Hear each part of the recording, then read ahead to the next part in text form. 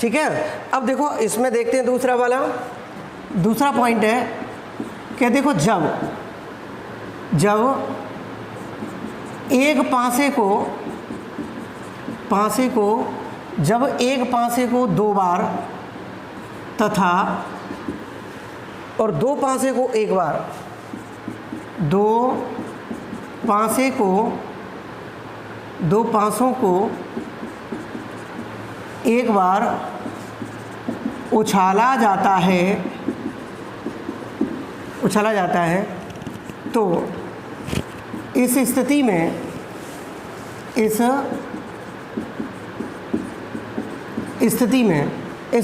क्या होगा बेटा?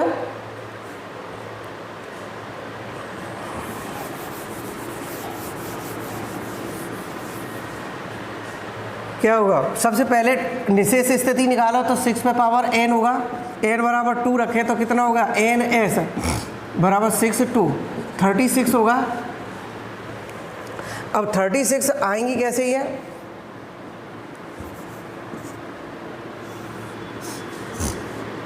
देखो 1 2 3 4 5 और 6, 1 2 3 4 5 और 6। देखो 1 1 आएगा, 2 1 आएगा, 3 1 आएगा, 4 1 आएगा, 5 1 आएगा और 6 1 आएगा।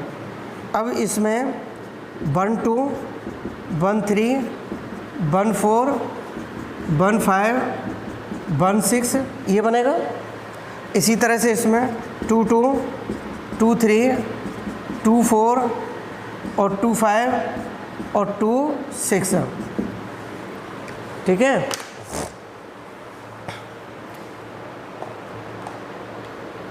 ये आएगा और इसमें 3 3 2 और 3 3 और 3 4 3 5 और 3 6 ये आ जाएगा। और 4 2 4 3 4 4 और 4 5 और 4 6 और ये कितना आ जाएगा? 5 2 5 3 5 3 5 4 5 5 और 5 6 और 6 2 और 6 3 6 4 और 6 5 और 6 6 ये बनेंगे, ठीक है। ये घटना हो गई टोटल, ठीक है। अब हम इसमें से अनुकूल स्थिति निकालें। अनुकूल स्थितियां अगर आपसे पूछा जाए 2 के लिए, यानी 2 पासों का सम कितना 2 के लिए, तो ये जो हो गया आपका 2 के लिए हो गया, 1 और 1 2 के लिए हो गया। तो इसकी स्थिति कितनी बनी आपकी? 1 बनी तो बच रही है 2 की। फिर 3 का देखें सम, तो 3 का कितना हो गया? 1 और 2 हो गए। ई की वैल्यू निकल रही है बताइए, ई की निकालेंगे। फिर आपकी 4 की निकालें तो सम 1 2 और 3 हो गया 4 का। फिर आप निकालें 5 का, तो 5 में कितना निकलेगा? 1 2 3 और 4 5 के लिए निकल गया। फिर निकालें 6 के लिए, तो 6 के लिए निकालेंगे तो कितना होगा कि 1 2 3 4 5, ये 5 निकल गया। अब 7 का निकालें बेटा, तो देखो 1 2 3 4 5 और 6 के बराबर हो गया। तो यानी 2 पासों का योग 2, इसकी स्थिति बन गई 1। 2 पासों का योग 3, यानी योग 3 के कितनी बनेंगे? 2 बनेंगे। 2 पासों का योग वाले जो 4 हैं वो बनेंगे 3 स्थितियाँ। 5 योग की बनेंगी 4 स्थितियाँ, 6 योग की बनेंगी 5 स्थितियाँ, 7 योग की बनेंगी 6 स्थितियाँ। अब इसके बाद आता है 8, तो 8 की कितनी बनेंगी? 1 2 3 4 5। अब देखो कम होता चला जाएगा। फिर इसी तरह से 9, 1 2 3 4, इसका कितना बनेगी? 4 स्थितियाँ। 10 वाले की बनेंगी कितनी? कि 1 2 3, 3 बन जाएंगी। 11 की कितनी बनेंगी, 1 और 2, ठीक है। 12 की बनेंगी, 12 की बनेंगी एक स्थिति, 12 की कितनी बनेंगी, एक स्थिति बनेंगी, ठीक है बेटा। तो ये समझ में आ गया ना आपके, क्लियर है ना। अब ये निशेष स्थिति, इसी के आधार पर क्वेश्चन पूछे जाते हैं, ठीक है। और तीसरे का बहुत बड़ा बन जाता है, लेकिन एक ट्रिक होती है उसको, जो क्वेश्चन आता है, वैसे क्वेश्चन आपके में है नहीं, आएगा नहीं वैसे, ऑब्वियसली 3 का नहीं आता, ठीक है। अगर उसमें होगा तो मैं ज़रूर बताऊंगा आपको, ठीक है। तो यहाँ तक आप कर लीजिएगा, ये समझ में आ गया ना आपके। अब एक चीज़ और आ रही है, ताश की गड्डी। ताश की गड्डी के बारे में और देखते हैं। सबसे पहले आप ध्यान रखिए, निशेष स्थितियों पर ध्यान रखा करो। अगर आप प्रोबेबिलिटी पे आपको कमांड रखनी है बेटा, कोई भी क्वेश्चन नहीं छोड़ना है, तो आपको प्रोबेबिलिटी के ये क्वेश्चन है, उनके निशेष स्थितियों को सबसे पहले ज्ञात कीजिए। अब ताश की गड्डी है कि ताश की गड्डी में कितने थे, पत्तों की संख्या बेटा कितनी होती है, 52 होती है। कितनी होती है, 52 होती है। अब इसमें 52 पत्ते हैं, तो ये कितने प्रकार के हुए, देखो रंग के आधार पर।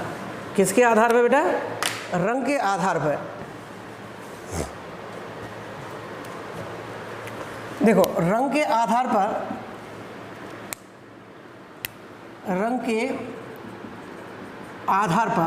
अब रंग के आधार पर एक तो होता है काला कलर होता है, और दूसरा होता है लाल। कौन सा होता है बेटा, लाल होता है। अब काले कलर पे कौन कौन से आएंगे, काले कलर पे आते हैं, इनकी पत्तों की संख्या कितनी है, पहले तो 26, इसकी 26 हो गई, और लाल की भी कितनी हो गई, 26, ठीक है, 26 हो गए। अब इसमें 2 प्रकार के बनते हैं। नंबर 1 चिड़ी है, इसके 13 पत्ते हो गए, और दूसरा होता है हुक्म, इसके भी 13 पत्ते हो गए, ठीक है। अब इसमें पान के 13 हो गए, और ईंट के कितने हो गए, 13। ये स्थितियाँ बन गई कि नहीं बन गई। अब इक्के देखो, हर पत्ते 4 प्रकार के होते हैं। नोट हर पत्ता, पहले पत्ते को देखते हैं। पत्ते देखो, A 1 2 3 और 4 और K 10, ये कितने होते हैं, 4 प्रकार के होते हैं। ये भी 4 प्रकार के, और ये भी 4 प्रकार के, ये भी 4 प्रकार के, ये भी 4 प्रकार के, ये भी 4 प्रकार के, ये भी 4 प्रकार के, ये भी 4 प्रकार के, ये भी 4 प्रकार के होते हैं, ठीक है। समझ में आ गया कि नहीं आ गया। तो ये इससे संबंधित था, ठीक है, पत्तों से संबंधित है। देखो अब आप एक बात और ध्यान रखिए कि परमुटेशन और कॉम्बिनेशन, क्योंकि इसमें पास्कल ने बनाया है, और पास्कल ने परमुटेशन को बनाया, परमुटेशन कॉम्बिनेशन में भी इन सब का जिन्होंने जिस चैप्टर को बनाया है, तो उसकी सहायता से इन प्रॉब्लमों को उन्होंने सॉल्व भी किया है, ठीक है। तो ये बात ध्यान रखेंगे, परमुटेशन कॉम्बिनेशन क्यों आ जाता है कभी कभी। लोअर क्लासेस में तो हमने पढ़ा ही नहीं था, 10th क्लासेस तक परमुटेशन कॉम्बिनेशन से कराया ही नहीं जाता था। उसमें क्या है कि टोटल घटना निकालो और अनुकूल स्थितियाँ निकालो, अनुकूल स्थिति बटे कौन सी, निशेष स्थिति। ये किस में चेंज हो जाती थी, कि प्रायिकता में चेंज हो जाती थी आपकी। तो ऑब्वियसली इससे इजीली क्वेश्चन सॉल्व हो जाते थे। लेकिन यहाँ P और P, परमुटेशन और कॉम्बिनेशन, देखो NPR, तो n फैक्टोरियल अपॉन ये n माइनस p के वो n माइनस r के बराबर होता है, ठीक है। और ये 2 है आपका NCR, तो n फैक्टोरियल अपॉन ये r factorial upon n minus r के बराबर होता है। अब इसमें दोनों में अंतर क्या होता है, ये परमुटेशन है। परमुटेशन का मतलब होता है छोटी चीज़ बड़े रूप में प्रदर्शित करना, या बड़ी चीज़ को छोटे रूप में प्रदर्शित करना, ये अरेंज करना, छांटना, कितने में से कितना छांटा है। तो ये परमुटेशन कॉम्बिनेशन के बारे में आप पढ़ा है आपने, और इसी का यूज़ करेंगे उसमें, ठीक है। तो देखते हैं आगे, अब क्वेश्चंस देखते हैं जो आपने मुझसे क्वेश्चन पूछे थे, ठीक है। हाँ, एक इसमें गेंद का और हो गया बेटा, एक गेंद वाला और देखें। जैसे कि आपने एक थैला है, रेड बॉल 3 है और ब्लू कैसी है, इसमें ब्लू 4 है और ब्लैक 5 है। तो अब हमें इसमें से कोई भी चीज़ चुननी है कि 2 बॉल चुननी है मान के चलो। तो सबसे टोटल कितनी हो गई, टोटल बॉल कितनी हो गई, टोटल बॉल्स कितनी हो गई, 7 और 5 12 हो गई। और 12 में से 2 चुननी है तो हमेशा 12C2 होगा हमेशा। ये निशेष स्थिति हो गई बेटा। अब हमें कौन सी चुननी है कि ब्लू चुननी है, कि ब्लू चुननी है। तो ब्लू में से क्या करेंगे आप, कि ब्लू में से क्या करेंगे आप, कि ब्लू में से आप 4C1 ले लें, 4C2। ब्लू चुननी है तो 4C2 हो गया। रेड में से चुननी है तो कितना हो गया, 3C2 हो गया। ब्लैक में से चुननी है तो 5C2 हो गया। तो इस तरह से आप इसका सिलेक्शन कर सकते हैं, ठीक है।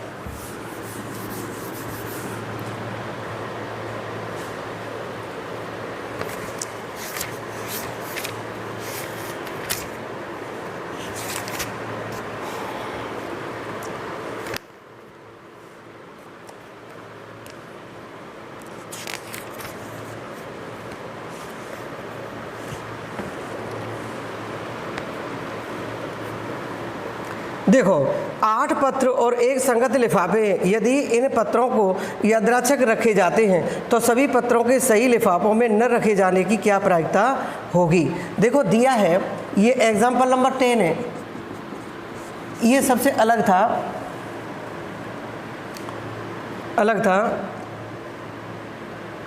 एक इसमें बेटा मेज का पूछा, तो मेज के बारे में भी सुन लीजिए आप। पहले मेज के बारे में भी सुन लीजिए कि मान के चलिए कि व्यक्ति हैं, मान के चलो व्यक्तियों की संख्या बेटा n है, ठीक है। और एक गोल मेज के चारों तरफ हमें बिठानी है ये। तो देखो 1 2 3 4 5 और ये कितने हो गए, n तक हो गए। और या फिर इधर से बैठा लें तो ऐसे कितने प्रकार बनते हैं। तो यानी निशेष स्थितियाँ कितनी बनेंगी, इसकी निशेष स्थिति बनेंगी बेटा कितनी है, NS बराबर फैक्टोरियल n-1 बनेंगी निशेष स्थिति, ठीक है। अब मान के चलो कि इनमें से विशेष व्यक्ति m है, कि माना कि n व्यक्तियों में से विशेष व्यक्ति m है। कितने m है। जैसे कि कॉलेज में प्रिंसिपल साहब और वाइस प्रिंसिपल साहब मुख्य होते हैं कि नहीं होते हैं। अब जैसे कि मीटिंग लगी, अब मीटिंग के लिए क्या होता है कि उनका स्थान फिक्स रहता है। तो अगर उस मीटिंग में केवल प्रिंसिपल सर आए हैं तो केवल एक पर्सन का आगमन हुआ है, तो एक पर्सन का आगमन हुआ है तो इसमें कोई प्रोबेबिलिटी नहीं लगेगी, वो अपनी सीट पर ही बैठे रहेंगे, ठीक है। यदि उसके साथ प्रिंसिपल सर भी आए तो अब कंडीशन ये हो गई कि वो या तो लेफ्ट हैंड बैठ सकता है और राइट हैंड से बैठ सकता है। तो इस कुर्सी के सापेक्ष लेफ्ट हैंड पे ए बैठ सकता है और बी, यानी प्रिंसिपल साहब यहाँ बैठ सकते हैं और यहाँ पर भी बैठ सकते हैं, वाइस प्रिंसिपल साहब यहाँ बैठ सकते हैं और यहाँ पर भी बैठ सकते हैं। तो आप देखो बी और ए दोनों बैठ सकते हैं, प्रिंसिपल साहब यहाँ बैठ गए और प्रिंसिपल साहब यहाँ बैठ गए, यहाँ बैठ गए, यहाँ बैठ गए, तो दोनों का क्रम कितना हो गया, अलग अलग। तो इसकी भी प्रोबेबिलिटी बन गई कि नहीं बन गई। अब इसमें से क्या होगा कि जैसे कि एक पूरा विद्यालय है और विद्यालय में सभी व्यक्तियों की संख्या मान के चलो कि 40 है। अब 40 व्यक्तियों में से 2 विशेष व्यक्ति हैं कि एक तो प्रिंसिपल साहब हो गए और एक वाइस प्रिंसिपल साहब हो गए। तो n का मान जो हो गया बेटा वो आपका 40 हो गया। अगर उनमें कोई भी बाउंडेशन नहीं है कि जी चाहे जहाँ बैठो, तो बैठने की जो NS है निशेष स्थिति 40 - 1 फैक्टोरियल 39 के बराबर होगी, ठीक है। अब उनमें से क्या है कि 2 ऐसे व्यक्ति हैं कि जो विशेष व्यक्ति हैं, तो आपको क्या करना पड़ेगा। अब यहाँ मैंने m माना है तो शेष कितना हो गया, पहले यहाँ आ जाओ। शेष व्यक्ति कितना होगा कि n-m करो, ठीक है। तो n-m शेष व्यक्ति, तो पहले 2 व्यक्ति थे तो 40 का स्टाफ था और 40 में विशेष व्यक्ति कितने थे, विशेष व्यक्ति थे आपके 2, तो शेष कितने हो गए बेटा, शेष कितने हो गए 38 बन गए कि नहीं बन गए। 40 में से 2 गए तो 38 है। तो 2 का स्थान तो कैसा रहेगा, लेफ्ट राइट वाला रहेगा।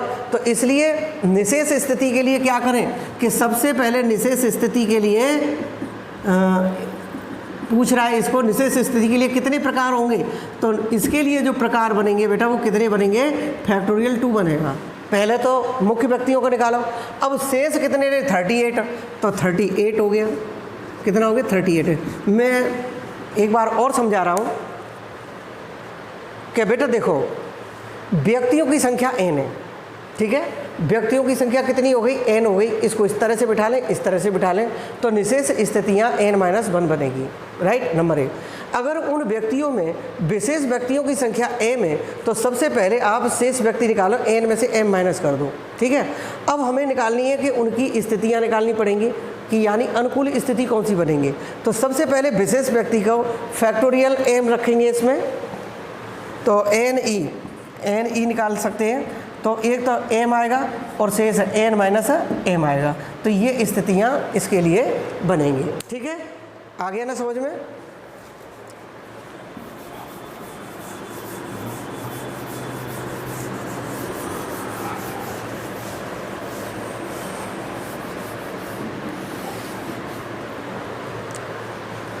देखो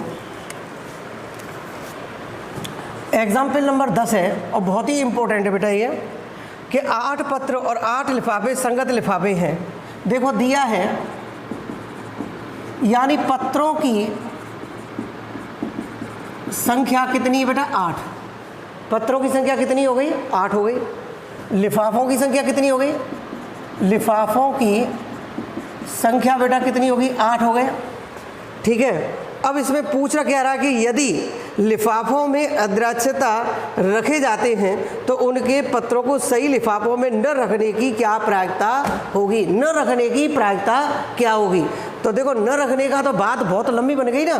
तो सबसे पहले हम देखते हैं कि देखो माना, देखो ये पत्र है आपके, एक 8 पत्र 1 2 3 4 5 6 7 और 8, ये पत्र हो गया साहब, एक पत्र दिया। दूसरा अब लिफाफे हैं, ये तो पत्र हो गए। अब देखो लिफाफे, ये लिफाफे हो गए, लिफाफे हो गए ना बेटा, लिफाफे हो गए। अब देखो इसमें 1 2 3 4 5 6 7 8, अब वो इसमें ये पूछ रहा है कि आपको ये निकालो, वो स्थिति निकालो कि जो किसी भी लिफाफे को किसी भी लिफाफे में कर दें तो उसकी प्रायिकता क्या होगी। देखो सबसे पहले हम देखते हैं कि एक पत्र को समझने की, सबसे पहले समझो इसको कि पत्र पहला था, आप पत्र पहले को आप इस लिफाफे में भी डाल सकते हैं, दूसरे लिफाफे में भी डाल सकते हैं, तीसरे में डाल सकते हैं, चौथे में डाल सकते हैं, 5वें में डाल सकते हैं, 6वें में डाल सकते हैं, 7वें में डाल सकते हैं, 8वें में भी डाल सकते हैं। ठीक इसी प्रकार द्वितीय पत्र को प्रथम लिफाफे में डाल सकते हैं, द्वितीय लिफाफे में डाल सकते हैं, तृतीय में डाल सकते हैं, चतुर्थ में डाल सकते हैं, इसी तरह से 8वें में डाल सकते हैं। इसी तरह से पीछे से 8वें वाले पत्र को किसी भी लिफाफे में डाल सकते हैं। तो अब सबसे पहले मैंने आपको बताया था कि निशेष स्थितियाँ आप सबसे पहले निकालें। तो निशेष स्थितियाँ क्या होंगी आपकी इस स्थिति में, कि देखो निशेष स्थितियाँ यानी NS बराबर फैक्टोरियल 8 के बराबर होगा, और फैक्टोरियल 8 की जो वैल्यू निकालें तो 8 7 6 और ये कितना 5 4 3 2 और 1, इसको करो, ये 56 हो गया, 2 6 6 24 24 120 720 हो गया। अब 720 में गुणा करें 56 से तो 6 0, 6 दूनी 12 की 2 हाथ से 1, 6 7 42 और 1 43 हो गया। अब 5 से करेंगे 0, 5 दूनी 10 का 1 हो गया, और 5 7 35 और 1 36 बेटा, ठीक है। इसका सम करें तो 0 2 3 और 0 और 4 40,320। कितना आया बेटा इसका, कि 40,320, 40,320 आएगा, ठीक है, 40,320 आ गया। अब देखो जब हम पत्रों को सही लिफाफे में डालें, देखो जब हम पत्रों को सही लिफाफे में डालें, अर्थात यानी पहले को पहले में डालो, दूसरे को दूसरे में डालो, तीसरे को तीसरे में डालो, चौथे को चौथे में डालो और डॉट डॉट आठवीं को आठवीं में डालो।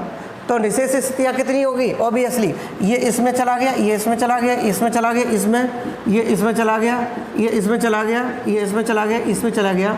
तो बेटा कितनी बनेंगी कि NE बराबर 1 बनेगी। ठीक है, अब हमें क्या निकालना है? प्रायिकता निकालनी है कि प्रायिकता होगी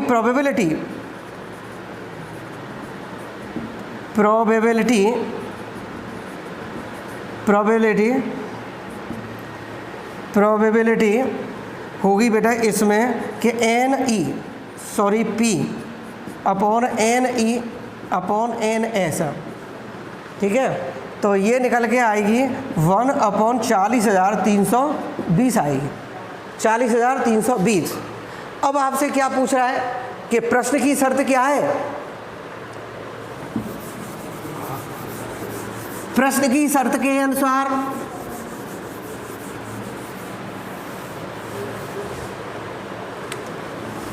प्रश्न की शर्त के अनुसार जब पत्रों को सही लिफाफों में ना डाला जाए तो इस स्थिति में प्रायिकता क्या होगी बेटा? कि प्रायिकता प्रोबेबिलिटी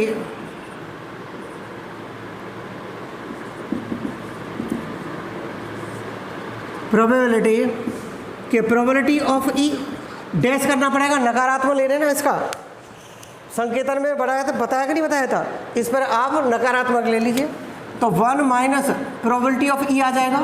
तो 1 माइनस 1/40,320 सॉल्व करो तो 40,319 बटे 40,320 आएगा, यही उत्तर आएगा। ठीक है, तो अगले लेक्चर में अगले क्वेश्चनों को देखते हैं। ठीक है, तो आज के लिए इतना ही। Thank you very much.